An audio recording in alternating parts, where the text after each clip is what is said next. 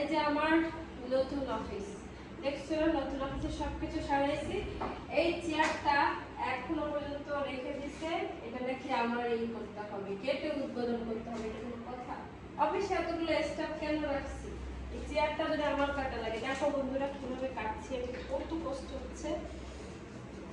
আমার যদি হাত কেটে যায়, অফিসের সব কয়টা স্টাফে কেটে দেবো হাত।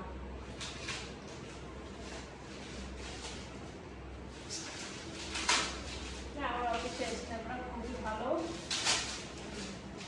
শুধু এটা রেখে দিয়েছে যে আমি যাতে নিজের হাতে কাটি।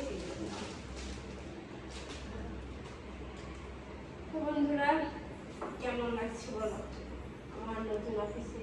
এই যে রানীর মতো বসে আছি, কেমন লাগছে বলো? এখন তো কাজও শুরু করতে হবে, বাকি আছে।